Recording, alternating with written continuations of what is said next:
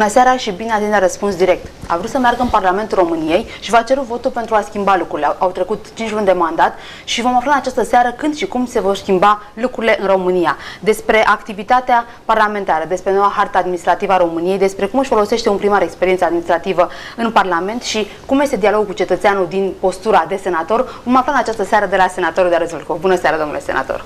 Bună seara! Bine ați venit la Răspuns Au trecut chiar 5 luni, dar dacă vreți dumneavoastră... Aproape 5 luni. Aproape. De multe ori, o să încep cu o întrebare directă, pentru că de multe ori ați criticat activitatea din Parlament de la această masă atunci când erați primar. Acum că sunteți acolo, cum este viața și cât de greu este să vă bateți pentru ideile dumneavoastră, pentru ideile cetățenilor? Și o să vă rog să răspundeți după ce o să anunțăm adresa emisiunii. office@oltv.ro este adresa la care îi puteți adresa întrebări domnului senator Darius Vâlcov, deci office@oltv.ro. În primul rând vreau să vă mulțumesc pentru invitație. Credeam că o să vină Paștele și nu o să mă mai invitați și pe mine într-o emisiune la OLTV. Mă bucur mult.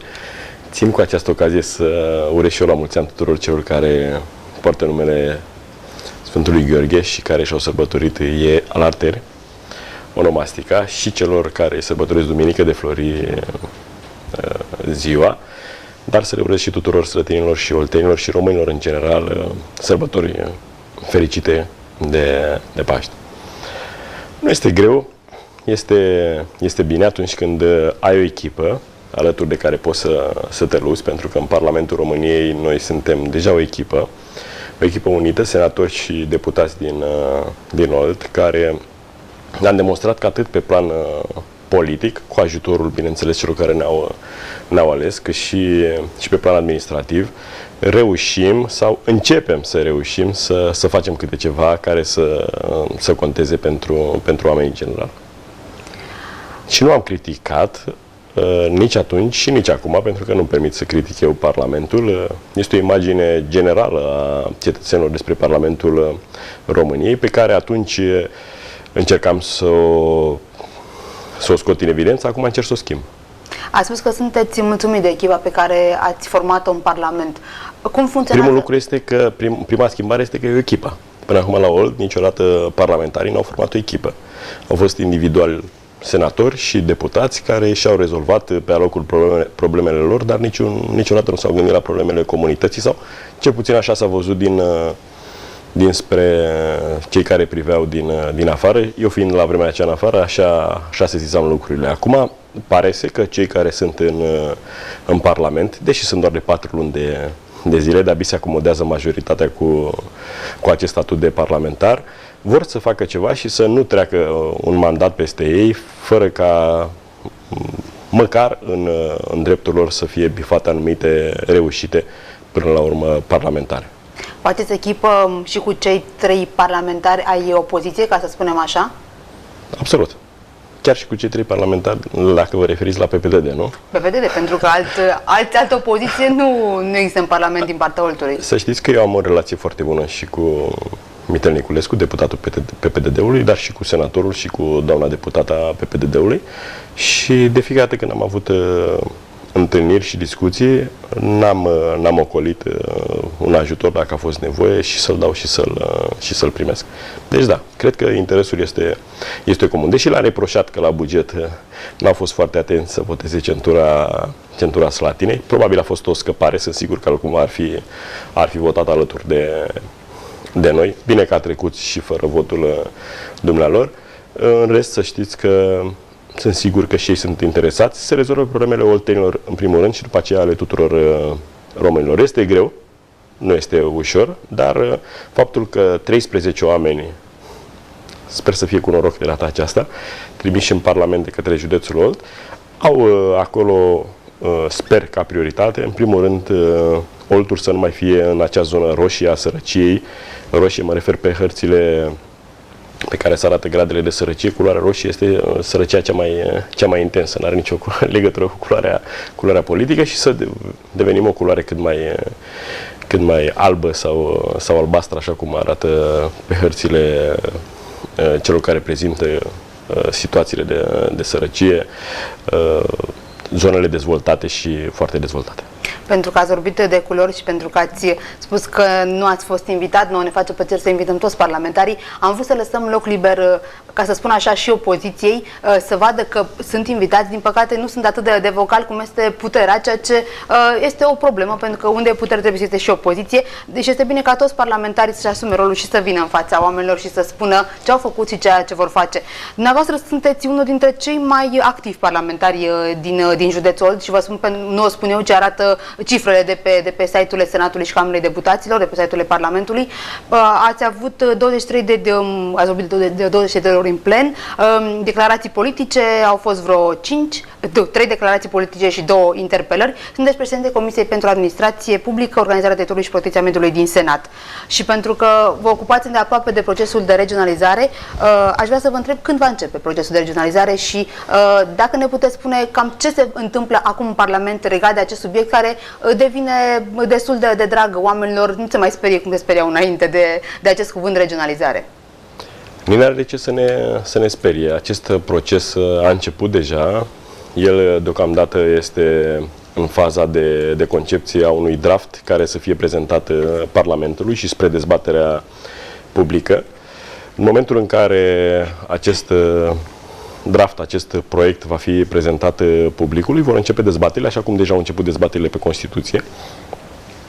Iar apoi, undeva la sfârșitul anului acesta, în toamnă, mai exact, după ce sperăm noi Constituția va fi votată și va prevedea în ea apariția regiunilor, pentru că altcumva discutăm în van, să fie trecută prin Parlament sau asumată de guvern dacă nu va mai exista timp, astfel încât la sfârșitul anului, în decembrie, să avem aceste regiuni creionate, administrativ creionate, și începând cu anul viitor să discutăm despre atragerea fondurilor europene, în principal pe această nouă componentă a regiunilor, pe acest nou palier care nu există în România, dar există în majoritatea statelor europene. În cele mai dezvoltate cu siguranță există, un nivel pe care noi nu-l avem și datorită acestui fapt avem și problemă în atragerea și folosirea cât mai corectă și cât mai mult a fondurilor europene. Ați atras atenția că regionalizarea tinde să devină un subiect de cancan. Ce înseamnă acest cancan în privința regionalizării, domnule senator?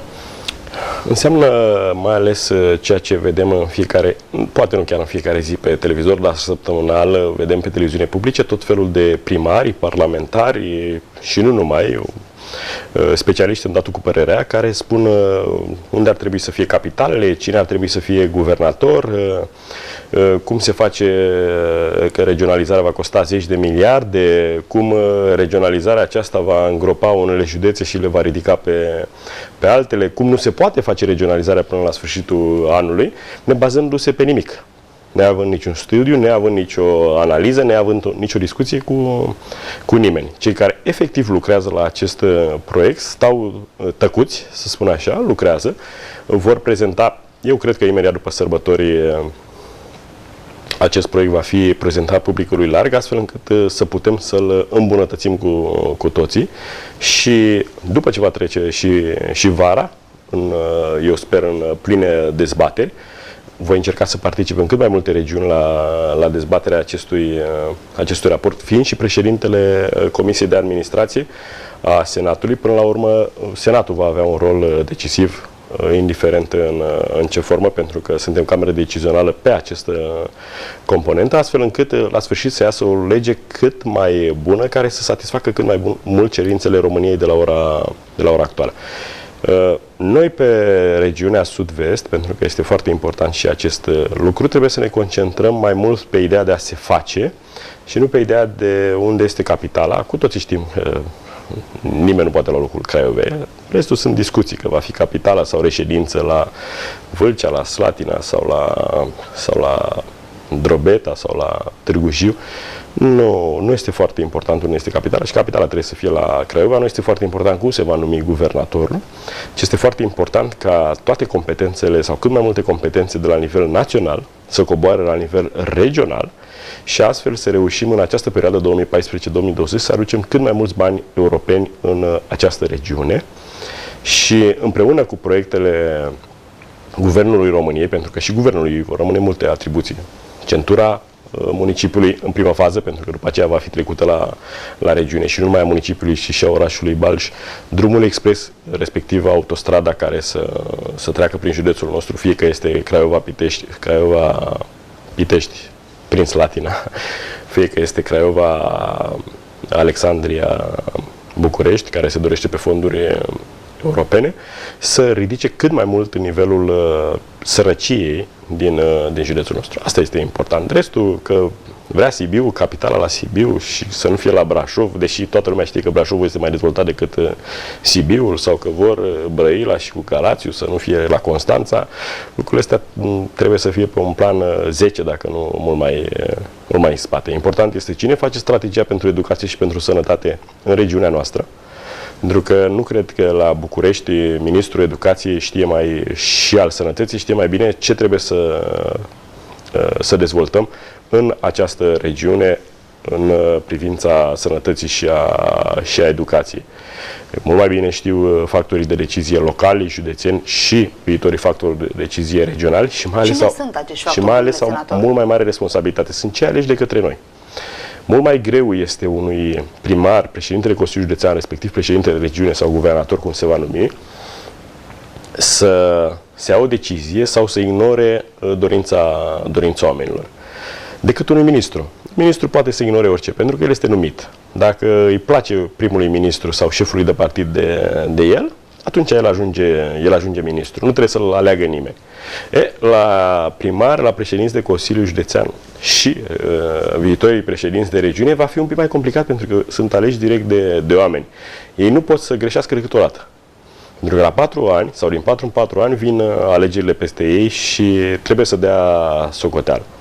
Și atunci, dacă deciziile pe care ei le-au luat au fost proaste în orice domeniu, șansele ca ei să fie realeși sunt foarte, foarte mici. La ministru să știți că interesul este mult mai scăzut pentru problemele punctuale dintr-o regiune, dintr-o localitate, dintr-un județ. Ați vorbit de aceste strategii care teoretic sună bine, dar eu vă întreb, dacă nu s-a putut face o strategie națională în privința sănătății și educației în 23 de ani, cum se va putea face acest lucru la nivel de regiune, pe regiuni? Specialiștii care nu au fost în minister sau nu au fost la București pot fi în teritoriu? Nu e vorba de specialiști. Specialiștii, noi tot ne batem cu pumnul în piept că avem sau nu avem specialiști. Specialiștii sunt, mai trebuie să-i și asculți. Problema este de interes, nu e de specialiști. Să vă dau un exemplu, la Slatina, da? Că e cel mai ușor exemplu, nu este cel mai aproape. Și e bine să dai exemple din casă. Să dăm exemple din casă. Am dorit, sau a dorit municipalitatea câțiva ani la rând mai multe spații care au fost grădinițe și care s-au desființat, să le treacă în domeniul public, astfel încât să le folosească pentru alte activități, să le închirieze tinerilor, persoanelor defavorizate și așa mai departe. Nu s-a reușit pentru că există o prevedere legală, pe care acum încercăm să o desființăm, apropo, că ministrul trebuie să-și dea semnătura. Chiar dacă nu mai se folosește acel spațiu de ani de zile, dar el, ministrul educației, trebuie să spună, da, puteți trece înapoi la administrația publică, la UAT-ul respectiv, unitatea administrativ-teritorială respectivă, respectiv primăria municipiului Slatina, și să folosească la ce dorește ea. Noi am avut astfel de cazuri pentru 3 grădinițe și un internat, care nu erau folosite la nimic, nu au fost folosite din 2009 la nimic. Nu am reușit până în anul 2013 să le transferăm. De ce? Că nu semna ministru. La ce trebuie să semneze un ministru așa ceva? De ce trebuie să mergem cu birocrația până acolo? De ce nu semna un ministru? Pentru că n-avea chef, nu-l interesa, habar n-avea el despre ce apartamente vorbim noi, că vorbim până la urmă de niște apartamente în care funcționau odată niște grădinițe și probabil nu avea un interes direct, pentru că de multe ori se pune și astfel problema. Aceste lucruri trebuie mutate la regiune sau la județ. La regiune este mult mai ușor, o să spuneți, bun, și guvernatorul de ce ar vota sau de ce ar aproba mai repede ceea ce are primarul respectiv de spus? În primul rând pentru că ar fi frică că la următoarele alegeri primarul respectiv va convinge oamenii și va spune, guvernatorul acela nu ne-a semnat la timp sau nu a semnat deloc transferul de care noi aveam nevoie, vă rog să nu-l votați. Și atunci din această, să spunem, precauție, să nu numesc frică, el va fi mai atent la problemele ridicate de către cei care reprezintă până la urmă pe oameni și în principal de către primari. De asta trebuie să coborâm mult mai mult nivelul și să aducem cât mai multe competențe de la național la regional. Și mai avem un exemplu pe fonduri europene. Vorbesc foarte repede pentru că știu că emisiunea este scurtă și vreau să spun cât mai multe lucruri. Spuneți pentru că... Și știu că dumneavoastră aveți un obicei să vorbiți repede și vreau să vă depășesc astăzi. Dacă se poate. Încercați să vedem dacă și reușiți. Mai există un alt precedent destul de convingător. Fondurile europene pentru acest exercițiu financiar 2007-2013 au fost atrase în întregime doar pe componenta porurilor, adică programelor operaționale regionale, adică banii care au fost atrași de către primării, consilii județene. Pe această componentă s-a alocat aproximativ 1 miliard de euro, banii sunt cheltuiți în totalitate și sunt depuse încă proiecte dacă ar mai fi bani. În plus, peste alocarea care s-a dat. Este singurul program național care a cheltuit toți banii din cei 30 de miliarde, unul singur. 1 miliard s-a dat pentru municipalități și pentru județe. Restul s-a dat pentru resurse umane, pentru 4 miliarde, pentru transporturi, pentru CNR-DNR, alte 4 miliarde, din care s-au cheltuit 5, 7, 10%. De ce? N-au știut să facă programe, n-au știut să le urmărească. Nu sunt interesați pentru că nu sunt aleși de oameni. Nefiind aleși de oameni, directorul CNR-DNR-ului este numit. Îi place primului ministru sau șefului de partid de dumneavoastră, vă numește. Nu vă numește. Nu trebuie din 4 în 4 ani să vă duceți în fața electoratului. Primarii, președinții de Consiliul Județean, pentru că trebuie să ducă în fața electoratului, au și cheltuit toți banii, au și depus programe în plus și sunt și pregătiți să atragă mai mulți bani în următorul exercițiu financiar 2014-2020. Și atunci, apărând aceste regiuni 2014-2020, vom avea și posibilitatea ca foarte mulți bani pe fonduri europene să fie direcționați spre regiuni și să nu mai fie direcționați toate spre ministerele și spre nivelul național. Bineînțeles că vor fi direcționați și spre Ministerul Transporturilor și alte ministere să se facă autostrăzi care brăzdează mai multe regiuni. Dar ce va fi efectiv pentru o regiune, toți banii vor veni în regiunea respectivă.